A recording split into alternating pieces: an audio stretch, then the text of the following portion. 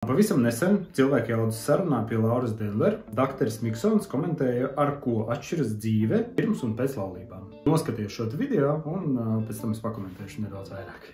Kā atšķirās dzīve neprecētam psihoterapeitam no precēta psihoterapeita? Ne ar ko.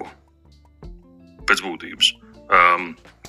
Atšķirās drīzāk, ka to es nevarētu nodemonstrēt tagad, bet ja būtu kaut kādā tiešraidē, kā man čoms kāzās parādīja, kad vienīgais, ko tu atceries, ir, ja tu turi rokās krūzīti vai pie galda piesit, ka viņš skan. Super. Bet tas tiešām ir tā, ka tu jūti to skaņu, tas tā kā atgādina. Es gribu piekrist dakterim Miksonam par to, ka gradzeni atgādinās, varbūt pieskaroties kaut kur ar savu skaņu, varbūt skatoties un saprotot par to, ka jūsu sieva ir uzvilkuši šo te gradzenu kā simbolu pirkstā. Mēs zinām, ka gradzeni nav kāzu prioritāšu sarakstā. Nav un visdrīzāk, kad arī nebūs. Jo ir kleitas, vajag frizūru, vajag dekorācijas, vajag puķes un daudz ko citu. Un gradzeni ir tas, kas paliek kaut kur tālajā otrajā vietā.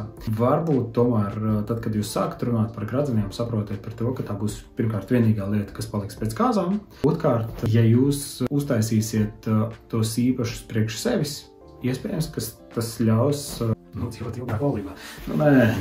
Drīzāk tas kaut kādos varbūt melanholiskos mirkļos spēs atgādināt gan par solījumiem, par jūsu izvēli, skaisto kāzu dienu un daudzas citas lietas. Neatlieciet tos pēdējo laiku, aprunājieties ar mums un rodiet atbildes uz saviem jautājumiem. Jā, un paldies dakterim Miksonam par šo te šķietami vienkāršo, bet ļoti trāpīgo komentāru. Visi tiekamies!